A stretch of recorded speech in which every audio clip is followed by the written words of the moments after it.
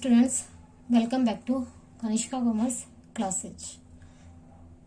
अगर आप चैनल पे नए हैं तो वीडियो को लाइक और चैनल को सब्सक्राइब करना ना भूलिए और वीडियोस को ज़्यादा से ज़्यादा शेयर कीजिए ताकि जो भी स्टूडेंट्स इकोनॉमिक्स में बहुत ज़्यादा कंफ्यूज होते हैं या फिर उन्हें इकोनॉमिक्स पढ़ने में बहुत हार्ड लगती है, उन बच्चों तक ये वीडियो पहुंच सके और ज़्यादा से ज़्यादा इन वीडियोस का वो फ़ायदा उठा सके। चलिए, हमारी वीडियो चल रही थी, हमारी जो क्लासेस चल रही थी वो किस पे चल रही थी? मांग की लोच पे। तो आज की वीडियो में हम करने वाले हैं मांग की लोच की श्रेणियों के बारे में, यानी कि जो मांग की कीमत लोच, मांग की अवधारणाएं पढ़ी थी हमने, मांग की आड़ी लोच, मांग की तिरछी लोच जिसे हम कहते हैं, मांग की कीमत लोच, मांग की विज्ञापन लोच, ये सब हमने पढ़े थे, जिसमें से आपके सिलेबस में मैंने बताया था कि मांग की कीमत लोच है। तो मांग की कीमत लोच की कुछ श्रेणियां दी गई है, उस श्रेणियों को आज हम इस वीडियो में कवर करेंगे। तो देखिए, मांग की कीमत लोच की श्रेणियों को कितने भागों में बांटा गया है? 5 भागों में बांटा गया है। पहले एक बार जिस तरीके से हमने कल डिस्कस किया था कि मांग की लोच होती क्या है, कि मांग के जो निर्धारक तत्व है उन निर्धारक तत्वों के कारण उनमें परिवर्तन होता है, तो उन परिवर्तनों के कारण मांगी जाने वाली मात्रा में जो परिवर्तन होता है उस परिवर्तन को ज्ञात करना ही क्या कहलाता है? मांग की लोच कहलाता है। और देखिए, एक वस्तु है, मान लीजिए कोई भी वस्तु है, उस वस्तु की कीमत अलग अलग व्यक्ति के लिए, अलग अलग लोगों के लिए, आवश्यकता, अहमियत जो है अलग अलग लोगों के लिए, अलग अलग व्यक्ति के लिए क्या है? अलग अलग है। आज कोई वस्तु है, किसी व्यक्ति के लिए तो बहुत ज्यादा इम्पोर्टेंट है, लेकिन किसी व्यक्ति के लिए वो चीज बहुत ज्यादा इम्पोर्टेंट नहीं है। जैसे मान लीजिए एक भूखा व्यक्ति है, उस भूखे व्यक्ति के लिए रोटी की आज क्या है? उसे आवश्यकता है। लेकिन एक ऐसा व्यक्ति जो अभी अभी पार्टी कर कर आया है, जिसका पेट पहले से ही ऑलरेडी भरा हुआ है, उसके सामने अगर जाकर हम रोटी रखें तो उसके लिए उस रोटी की कोई कीमत नहीं है।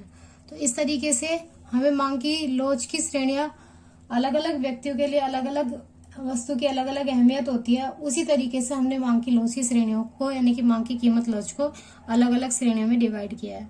तो मांग की लोच की श्रेणियों को हमने 5 भागों में डिवाइड किया है। फर्स्ट, पूर्णतः लोचदार मांग, जिसे परफेक्टली इलास्टिक डिमांड भी कहा जाता है, पूर्णतः पूरी तरीके से जो सेकेंड है, इकाई से अधिक लोचदार मांग, जिसे हाईली इलास्टिक डिमांड कहा जाता है। थर्ड है, इकाई के बराबर लोचदार मांग, जिसे यूनिटरी इलास्टिक डिमांड कहा जाता है। फोर्थ है, बेलोचदार इनइलास्टिक डिमांड। और फिफ्थ है, पूर्णतः बेलोचदार मांग, perfectly inelastic demand. One by one करके हम अलग अलग इनको पढ़ते हैं। ये चैप्टर आपके एग्जाम के पॉइंट ऑफ व्यू से बहुत बहुत बहुत ज्यादा इम्पोर्टेंट है, क्योंकि इस चैप्टर से आपके ना सिर्फ बड़े छोटे क्वेश्चन बल्कि इस चैप्टर से एक बड़ा क्वेश्चन भी बनता है। तो इस वीडियो को अच्छे से देखिए और समझिए। अगर समझ में नहीं आया तो एक बार रिपीट करके देखिए, आपको वीडियो जरूर समझ में आएगी।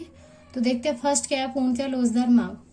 पूर्णतः लोचदार मांग क्या होती है? पूर्णतः लोचदार मांग, देखिए, पूर्णतः लोचदार मांग की स्थिति में वस्तु की मांग अनंत कब होती है? प्रचलित कीमतों पर होती है। यानी कि जो कीमत प्रचलित है मार्केट में, जो कीमत प्रचलित है, उस प्रचलित कीमत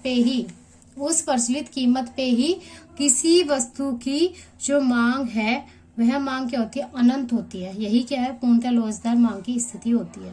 दूसरे शब्दों में हम क्या कह सकते हैं? जब किसी वस्तु की मांग उसके मूल्य में बिना किसी परिवर्तन के, यानी कि कोई वस्तु है, उसकी मांग है उसके मूल्य में, यानी कि उस वस्तु के मूल्य में बिना किसी परिवर्तन के ही, अथवा हम क्या करें, उस मूल्य में बहुत कम या फिर बहुत थोड़ी सी क्या कर दे, वृद्धि कर दे या फिर कमी कर दे, तो उसकी जो मांग है जो क्या हो सकती है? शून्य भी हो सकती है। यानी कि ऐसी मांग की लोच जिसमें वस्तु की जो मांग है मूल्य में बिना किसी परिवर्तन के, यानी कि अगर मूल्य सेम रहे तो उसकी जो मांगी जाने वाली मात्रा है वो कम भी हो सकती है और ज्यादा भी हो सकती है, यानी कि उसकी जो मांग है वो शून्य भी हो सकती है। तो इसे पूर्णतः लोचदार मांग कहते हैं। जैसे मान लीजिए, देखिए आपका डायग्राम दे रखा है, आपको ओपी कीमत दे रखी है आपकी वाई अक्ष पर और एक्स अक्ष पर आपकी दे रखी है मांग की मात्रा। तो कह रहा है कि ओपी कीमत पर किसी वस्तु की मांगी जाने वाली मात्रा, ओपी कीमत पर किसी वस्तु की मांगी जाने वाली मात्रा क्या है? क्यू है, यानी कि ओ क्यू है। अगर हम कीमत में थोड़ा सा भी बदलाव करेंगे, यहाँ से थोड़ा सा भी ऊपर जाएंगे और यहाँ से हम थोड़ा सा भी नीचे आएंगे, तो इस कीमत में क्या हो सकता है, परिवर्तन हो सकता है, जीरो हो सकती है, फिर बिल्कुल ही मतलब बहुत ज्यादा बढ़ भी सकती है और बिल्कुल जीरो भी हो सकती है। तो क्या कहा, जब वस्तु की मांग और उसके मूल्य में क्या पाया जाता है, थोड़ा सा भी या बिना किसी परिवर्तन के शून्य हो जाती है, तो इसे पूर्णतः लोचदार मांग कहा जाता है। वैसे नॉर्मल जो हमारा व्यवहारिक जो जीवन है, इस व्यवहारिक जीवन में या फिर वास्तविक जगत में पूर्णतः बेलोचदार मांग और पूर्णतः लोचदार मांग ये नहीं पाई जाती है। सिर्फ एक एग्जाम्पल या उदाहरण लेकर सिर्फ हम इसको समझ लेते हैं, एक लेवल डिसाइड कर लेते हैं, उस लेवल के हिसाब से हम सिर्फ इसको पढ़ने के लिए काम में लेते हैं, ना वास्तविक जीवन में वास्तविक जगत से इससे कोई लेना देना नहीं है। फिर एग्जाम में एक क्वेश्चन पूछा जाता है कि ऐसा मांग वक्र जो एक्स अक्ष के समानांतर होता है वह कौन सी मांग में होता है, तो उसका आंसर निकल के आएगा पूर्णतः लोचदार मांग। तो पूर्णतः लोचदार मांग में आपका जो मांग वक्र होता है वो एक्स अक्ष के क्या होता है, समानांतर होता है, फिर एक्स अक्ष के समानांतर होता है, ये भी कह सकते हैं हम। तो ये आपका क्या है, एक्स अक्ष है। इस एक्स अक्ष के सामने क्या दे रखी है, आपकी प्राइस दे रखी है, यानी कि प्राइस क्या है, आपके स्थिर है। प्राइस के स्थिर होने पर आपकी मांग क्या होती है, अनंत होती है, जिसको हम ईडी इक्वल टू इन्फिनाइट के से डिनोट कर सकते हैं। ये क्या है, इस एक्स अक्ष के यानी कि ओ एक्स अक्ष के क्या है, पैरेलल है, समांतर है। तो पेपर में पूछा जाता है कि एक्स अक्ष के समानांतर कौन सी मांग वक्र कौन सी मांग होती है, तो पूर्णतः लोचदार मांग होती है एक्स अक्ष के समानांतर। नेक्स्ट देखिए, कैसे अधिक लोचदार मांग, जिसे हम हाईली इलास्टिक डिमांड भी कहते हैं। तो देखिए क्या है, जब किसी वस्तु के मूल्य में होने वाला परिवर्तन कम होता है, क्या कह रहा है, जब किसी वस्तु के मूल्य में परिवर्तन क्या हो रहा है, कम हो रहा है, और इसके परिणाम स्वरूप यानी कि मूल्य में परिवर्तन के परिणाम स्वरूप क्या हो रहा है, मांगी गई मात्रा में होने वाला परिवर्तन क्या होता है, अधिक होता है, तो उसे इकाई से अधिक लोचदार मांग कहते हैं। तो हम कह सकते हैं जब कीमत में परिवर्तन क्या हो रहा हो, कम हो रहा है, थोड़ा हो रहा है या फिर अल्प हो रहा हो, लेकिन उस कीमत में परिवर्तन के परिणाम स्वरूप मांगी जाने वाली जो मात्रा है वो अधिक मांगी जाती है, उसे इकाई से अधिक लोचदार मांग कहा जाता है। दूसरे शब्दों में हम क्या कह सकते हैं, जब मांग का अनुपातिक परिवर्तन कीमत के अनुपातिक परिवर्तन से अधिक होता है, तो उस स्थिति में मांग की जो लोच होती है वो एक से क्या होती है, अधिक होती है। उदाहरण के लिए देखते हैं, देखिए क्या कहा, यदि किसी वस्तु के मूल्य में 10% की वृद्धि होने पर उसकी मांग में 25% की कमी हो जाए, तो यह कहा जाएगा कि मांग इकाई से अधिक है। देखिए कैसे कहा जाएगा, हमने फॉर्मूला पढ़ा था, change in Q divide by change in P. तो ये इन्होंने डायरेक्ट बता रखा है कि कितनी वृद्धि है कितनी कमी हुई, तो मांग में और मूल्य में कितना परिवर्तन हुआ, वस्तु के मूल्य में परिवर्तन हुआ कितना, 10, और वस्तु की कीमत में कमी कितनी आई, 25। तो 10 से जब हम डिवाइड करेंगे इसे, 10 दूनी 20 यानी कि 10 2 जब 20 2 बार गया, और जब भाग नहीं गया तो हमने क्या लगा दी, पॉइंट डेसिमल, और 5 है तो 0 यानी कि 2.5 हमारा क्या आ गया, आंसर आ गया। तो ये क्या है, 1 से ज्यादा है। आपकी जो मांग की लोच जो ज्ञात की जाती है वो अंकों में ज्ञात की जाती है, 1 से उसका संबंध निकाला जाता है। तो 1 से क्या हो गई, ये ज्यादा हो गई, तो इसको हमने क्या कह दिया, इकाई से अधिक।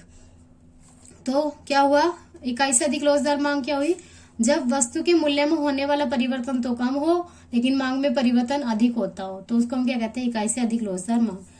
किस तरीके से इसका डायग्राम बनेगा, वही ओ एक्स अक्ष पे हमने क्वांटिटी ले रखी है यानी कि मांग की मात्रा, ओ वाई एक्स पे हमने क्या ले रखा है, प्राइस यानी कि कीमत। जब आपकी कीमत कितनी थी, ओपी थी, जब आपकी कीमत कितनी थी, ओपी थी, तो मांगी जाने वाली मात्रा कितनी थी, ओ क्यू। जब आपकी कीमत ओपी थी तो मांगी जाने वाली मात्रा कितनी थी, ओ क्यू। लेकिन कीमत में हमने क्या किया, थोड़ा सा परिवर्तन कर दिया, पहले कीमत ये थी, अब कीमत क्या हो गई, ये। कीमत में परिवर्तन करने से कीमत क्या हो गई, कम, मांगी जाने वाली मात्रा में परिवर्तन क्या हो गया, ज्यादा। देखिए ये जो चेंज दिख रहा है वो कम दिख रहा है, और ये वाला चेंज क्या दिख रहा है आपको, ज्यादा दिख रहा है। तो कीमत में परिवर्तन कम हुआ और मांग में परिवर्तन क्या हुआ, ज्यादा हुआ। इसे क्या कहते हैं हम, इकाई से अधिक लोचदार मांग कहते हैं। आगे देखिए थर्ड, इकाई के बराबर लोच या फिर इकाई के बराबर मांग लोच। तो देखिए इकाई के बराबर मांग लोच को क्या कहते हैं हम इंग्लिश में, यूनिटरी इलास्टिक डिमांड। जब किसी वस्तु के मूल्य में होने वाला परिवर्तन, क्या कहा, जब किसी वस्तु के मूल्य में होने वाला परिवर्तन और उसके परिणाम स्वरूप यानी कि जो परिवर्तन हुआ उसके परिणाम स्वरूप उसकी मांगी गई मात्रा में, उसकी जो मात्रा मांगी जाती है उस मांगी गई मात्रा में होने वाला परिवर्तन दोनों बराबर होते हैं तो इसे क्या कहते हैं, लोचदार मांग। यानी कि प्राइस में परिवर्तन भी कितना हो रहा है, 10, और कीमत में भी, जैसे मान लीजिए प्राइस 10% कम हुई तो आपकी जो डिमांड है वो भी कितनी हुई, 10% क्या हो गई, इंक्रीज हो गई। ये क्या है आपका, प्राइस में जितना परिवर्तन हुआ उतना ही क्या हो गया, मांग में भी परिवर्तन हो गया। दूसरे शब्दों में या फिर अर्थार्थ हम कह सकते हैं, जब मांग का अनुपातिक परिवर्तन कीमत के अनुपातिक परिवर्तन के बराबर होता है तब मांग की लोच क्या होती है, इकाई के बराबर होती है। अब देखिए ऐसी स्थिति में मांग वक्र, क्या कहा, ये एग्जाम के पॉइंट ऑफ व्यू से बहुत बहुत ज्यादा इंपॉर्टेंट है, जो पूछ लिया जाता है एग्जाम में 1 वर्ड में, कि ऐसी स्थिति में मांग वक्र आयताकार अति परवलय, जिसे रेक्टेंगुलर हाइपरबोला बोलते हैं, होता है, जिसमें सभी बिंदुओं पर मांग की लोच इकाई के बराबर होती है। तो क्या होता है आयताकार हाइपरबोला, या फिर अभी देखते हैं हम आगे वीडियो में, लेकिन देख लेते हैं कि पेपर में क्वेश्चन कैसे पूछा जाता है। क्वेश्चन पूछा जाता है कि इकाई के बराबर मांग की लोच में क्या मांग वक्र कैसा होता है, आयताकार अति परवलय, या फिर ये पूछ लिया जाता है आयताकार अति परवलय मांग की जो आयताकार अति परवलय जो मांग वक्र होता है वो कौन सी मांग की लोच में होता है, वो होता है इकाई के बराबर मांग लोच में। तो देखिए आगे आयताकार अति परवलय क्या होता है, वह वक्र जिसके नीचे खिंचे हुए सभी आयतों का क्षेत्र समान होता है, आयताकार अति परवलय वक्र कहलाता है। यानी कि कोई भी आयत, यानी कि कोई भी वक्र खींचा हुआ है, जैसे मान लीजिए ये है, अब इसके नीचे जितने भी वक्र बनेंगे, यानी कि जितने भी क्षेत्र बनेंगे, उनका जो क्षेत्रफल रहेगा वो किसका रहेगा, समान रहेगा। जैसे आयत में आपका होता है सेम उसी तरीके से सभी आयत का क्षेत्रफल समान होता है, सभी आयत का क्षेत्रफल समान ही, सिर्फ जो इन्होंने बोला कि इसके नीचे जो बनने वाला आयत है उनका क्षेत्रफल क्या होगा, समान होगा, तो कि उसे क्या कहते हैं, हम आयताकार अति परवलय कहते हैं। आगे देखिए प्राइस वही वाई एक्स पर क्या है, मांग की मात्रा। किस तरीके से इसका डायग्राम बनेगा, क्या कहा कि कीमत में जितना परिवर्तन हुआ उतना ही मांग में परिवर्तन हो गया। देखिए पहले प्राइस क्या था, ओपी, तो मांगी जाने वाली मात्रा कितनी थी, ओक्यू। जब प्राइस घटकर कितनी हो गई, P1, P से P1 पे आ गई तो मांगी जाने वाली मात्रा में परिवर्तन भी कितना हुआ, OQ1 हुआ। यानी कि जितना परिवर्तन यहाँ आपको दिखाई दे रहा है सेम इतना ही परिवर्तन यहाँ हुआ, तो इसको हम क्या कहते हैं, इकाई के बराबर मांग लोच। आगे देखिए नेक्स्ट क्या है, बेलोजदार मांग, इन इलास्टिक डिमांड। जब मांग का अनुपातिक परिवर्तन कीमत के अनुपातिक परिवर्तन से कम होता है, जिसे हम क्या कहते हैं, इकाई से कम भी बोलते हैं। इसका दूसरा नाम क्या है, इकाई से कम। तो क्या है, जब मांग का अनुपातिक परिवर्तन कीमत के अनुपातिक परिवर्तन से क्या हो, कम हो, तो उस स्थिति में मांग की लोच क्या होगी, 1 से कम होगी। या फिर दूसरे तरीके से हम कह सकते हैं, जब किसी वस्तु के मूल्य में होने वाला परिवर्तन उसके परिणाम स्वरूप उसकी मांगी जाने वाली मात्रा में होने वाले परिवर्तन से क्या होता है, कम होता है, तो उसे हम क्या कहते हैं, इकाई से कम लोचदार मांग कहते हैं। सेम इसका डायग्राम कैसे बनेगा, देखिए OY अक्ष पर कीमत, OX अक्ष पर मांगी गई मात्रा। तो देखिए जब पहले आपकी कीमत क्या थी, OP थी, जब मांगी जाने वाली मात्रा कितनी थी, OQ, लेकिन जब आपकी कीमत घटकर कितनी हो गई, P1 हो गई, यानी कि देखिए कितना बदलाव हुआ, इतना बदलाव हुआ, तो आपकी जो मांग है उसमें बदलाव कितना आया, इतना आया, सिर्फ आपकी मांग इतनी सी बढ़ी। तो कीमत में परिवर्तन तो क्या दिख रहा है, इसमें ज्यादा दिख रहा है, लेकिन मांग में परिवर्तन क्या दिख रहा है, कम दिख रहा है, तो इसे हम क्या कहते हैं, इकाई से कम या फिर बेलोचदार मांग। आगे देखिए शून्य मांग लोच या फिर पूर्णतः बेलोचदार मांग, जिसे परफेक्टली इनइलास्टिक डिमांड कहते हैं। जब कीमत के परिवर्तन से मांग पर कुछ भी प्रभाव नहीं पड़ता तो ऐसी स्थिति में शून्य लोच होती है। जब कीमत के परिवर्तन के कारण मांग पर कुछ भी प्रभाव नहीं पड़ता तो ऐसी स्थिति में शून्य लोच होती है। यानी कि कीमत में आप कितना ही परिवर्तन कर लो, चाहे उसे बढ़ा दो चाहे उसे घटा दो, लेकिन उसकी जो मांगी जाने वाली मात्रा है वस्तु की, वो मात्रा क्या रहेगी, हमेशा शून्य रहेगी। यानी कि जितनी उसे मांगी जा रही थी वो मात्रा उतनी ही रहेगी, उससे ज्यादा ना बढ़ेगी और ना ही कम होगी। तो देखिए पहले प्राइस आपका कितना था, P, तो मांगी जाने वाली मात्रा क्या थी, Q थी। जब आपका प्राइस P1 हुआ तो भी मांगी जाने वाली मात्रा कितनी हुई, OQ हुई। जब आपका प्राइस P2 किया तो भी मांगी जाने वाली मात्रा कितनी है, OQ ही है। यानी कि कीमत में कितना ही परिवर्तन कर लो, उस परिवर्तन का कुछ भी प्रभाव नहीं पड़ता आपकी जो मांग पर है, उसे हम क्या कहते हैं, शून्य लोच या पूर्णतः बेलोचदार मांग कहते हैं। अब कौन सा क्वेश्चन पूछा जाता है इससे, कि ऐसी कौन सी आय लोच है जिसमें जो आपका मांग वक्र होता है वो वाई अक्ष के समानांतर होता है। तो वाई अक्ष के समानांतर कौन सी मांग लोच में होता है, शून्य मांग लोच में होता है। तो देखिए इसके साथ हमने अपनी मांग की कीमत लोच की श्रेणियों को कंप्लीट किया है। आगे की वीडियोज में हम कवर करेंगे मांग की जो कीमत लोच है उसके प्रकार कितने हैं, और मांग की जो लोच है वो किन तत्वों से, किन कारकों से प्रभावित होती है। तो आई होप आपको वीडियो पसंद आई होगी। अगर आपको वीडियो समझ नहीं आई है तो एक बार रिपीट करके वीडियो को दोबारा देखिए, आपको अच्छे से समझ में आएगी। वीडियोस को ज्यादा से ज्यादा शेयर कीजिए और चैनल को सब्सक्राइब करना ना भूलें, क्योंकि चैनल के सब्सक्राइबर और व्यूवर जितने ज्यादा आप बढ़ेंगे और जितने ज्यादा लोगों तक वीडियोज पहुंचेगी, उससे हमें उतना ही क्या मिलता है, मोटिवेशन मिलता है, और हम आपके लिए और नई नई वीडियोस लेकर आते हैं। तो ज्यादा से ज्यादा वीडियोस को शेयर कीजिए। Thank you.